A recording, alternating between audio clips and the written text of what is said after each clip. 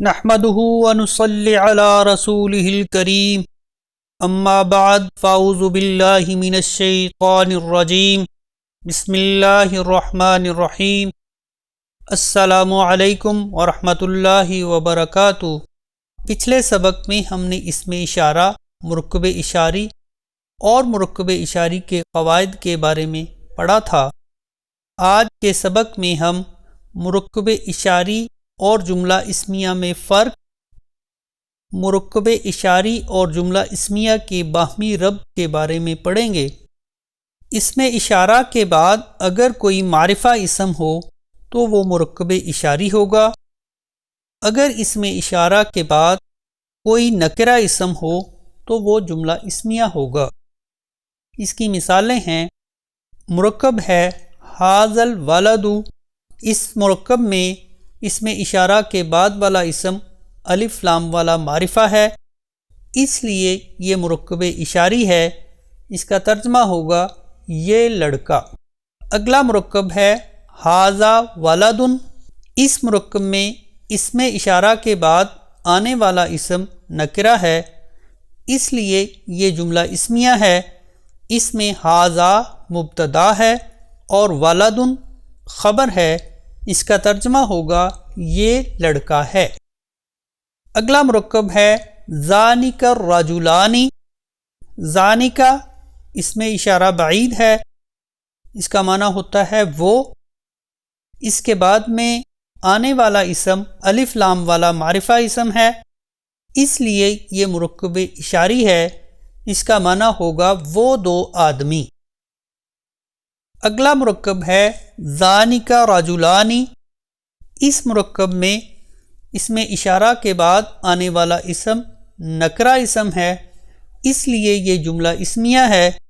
اس میں ذالک مبتدا ہے اور رجلان یہ اسم خبر ہے، اس کا ترجمہ ہوگا وہ دو آدمی ہیں۔ اولئک النساء یہ مرکب اشاری ہے، اس کا ترجمہ ہوگا وہ عورتیں ہیں، اور اولئک نساء یہ جملہ اسمیہ ہے، اس کا ترجمہ ہوگا وہ عورتیں ہیں۔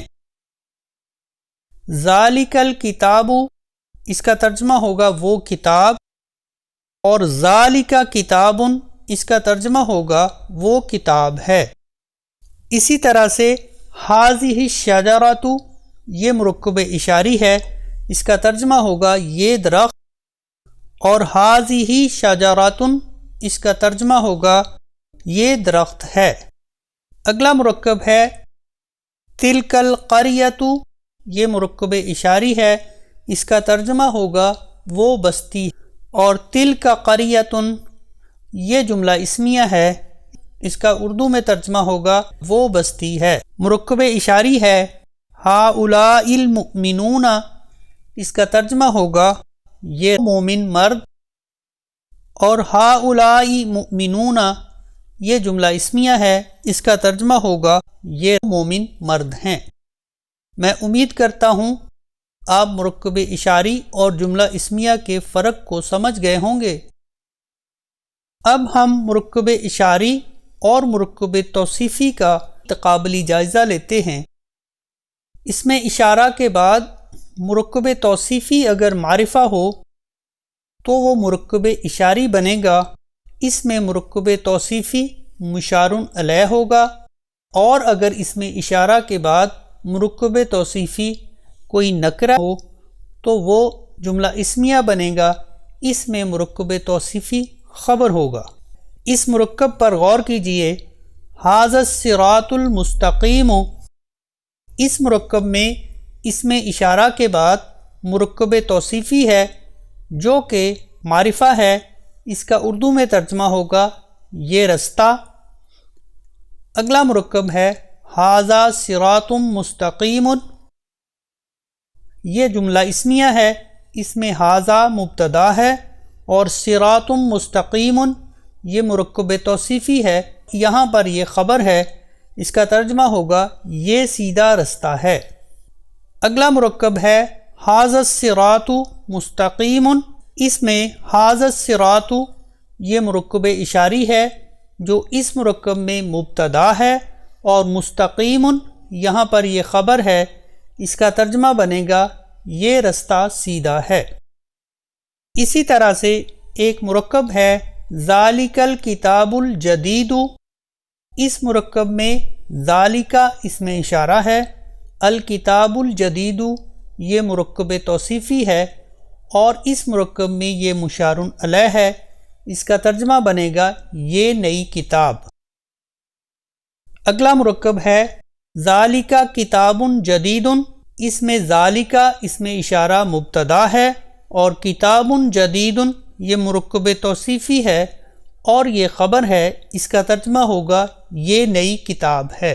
اگلا مرکب ہے ذالک الکتاب جدید، اس مرکب میں ذالک الکتاب یہ مرکب اشاری ہے، یہ مبتدا ہے، اور جدید اس کی خبر ہے، یہ جملہ اسمیہ بنا، اس کا ترجمہ ہوگا یہ کتاب نئی ہے۔ اگلا مرکب ہے ھذا البلاغ المبین، اس میں ھذا اس میں اشارہ ہے، البلاغ المبین یہ مرکب توصیفی ہے، اس کا ترجمہ ہوگا یہ کھلا پیغام۔ اگلا مرکب ہے ھذا بلاغ مبین، اس مرکب میں ھذا مبتدا ہے، بلاغ مبین یہ اس میں خبر ہے، اس کا ترجمہ ہوگا یہ کھلا پیغام ہے۔ اگلا مرکب ہے ھذا البلاغ مبین، اس مرکب میں ھذا البلاغ یہ مرکب اشاری ہے، جو اس مرکب میں مبتدا ہے، اور مبین یہ خبر ہے، اس کا اردو میں ترجمہ ہوگا یہ پیغام کھلا ہے۔ اگلی مثال ہے تلک الشجرۃ المبارکۃ، اس کا اردو میں ترجمہ ہوگا وہ مبارک درخت، اور تلک شجرۃ مبارکۃ اس کا ترجمہ ہوگا وہ مبارک درخت ہے، اور تلک الشجرۃ المبارکۃ اس کا ترجمہ ہوگا وہ درخت مبارک ہے۔ اس میں اشارہ کے بعد اگر مرکب توصیفی نکرہ ہو تو وہ خبر ہوگا، اس میں اشارہ کے بعد مرکب توصیفی اگر معرفہ ہو تو وہ مشار الیہ ہوگا، اور اسی طرح سے مرکب اشاری کے بعد اگر کوئی نکرہ اسم لگا ہو تو وہ خبر ہوگی اور وہ جملہ اسمیہ ہوگا۔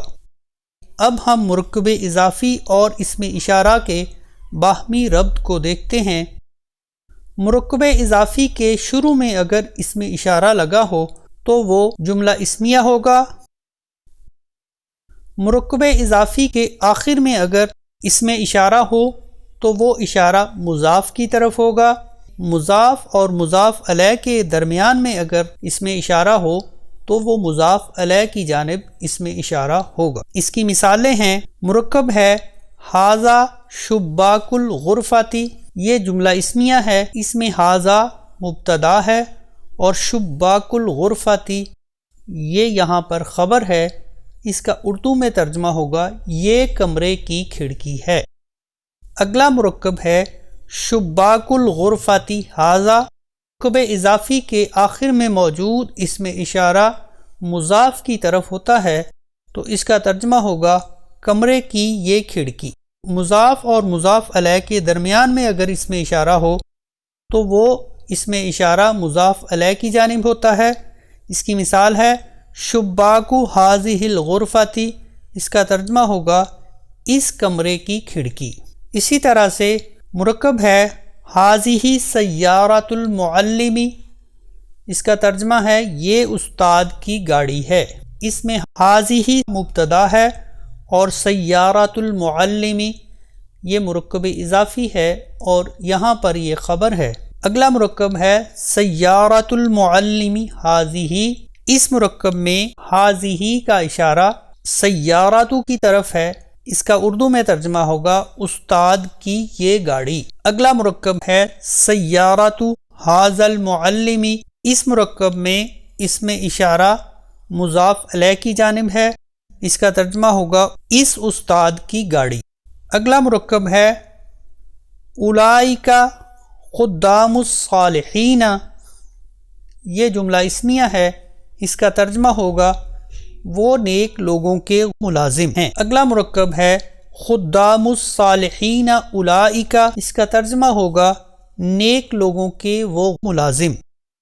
اس مرکب میں اسم اشارہ مضاف کی جانب ہے، مضاف کیونکہ خدام ہے، اس کا ترجمہ ہوگا نیک لوگوں کے وہ ملازم۔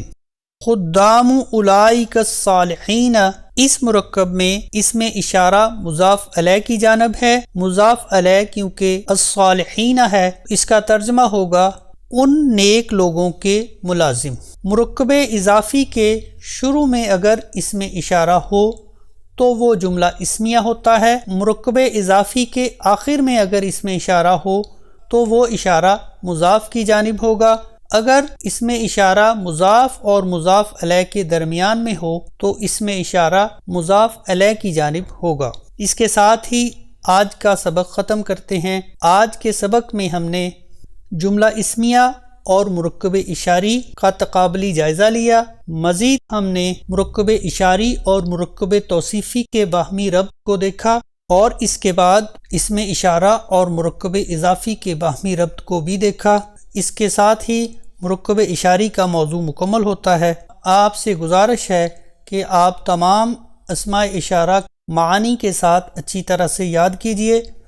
مزید مرکب اشاری کے سبق میں آنے والی تمام تر عربی کی تراکیب کو معانی کے ساتھ اچھی طرح سے یاد کیجئے، اور اس سبق میں آنے والے تمام تر قواعد کو ذہن نشین کر لیجئے۔ اللہ تعالیٰ سے دعا ہے کہ وہ ہمیں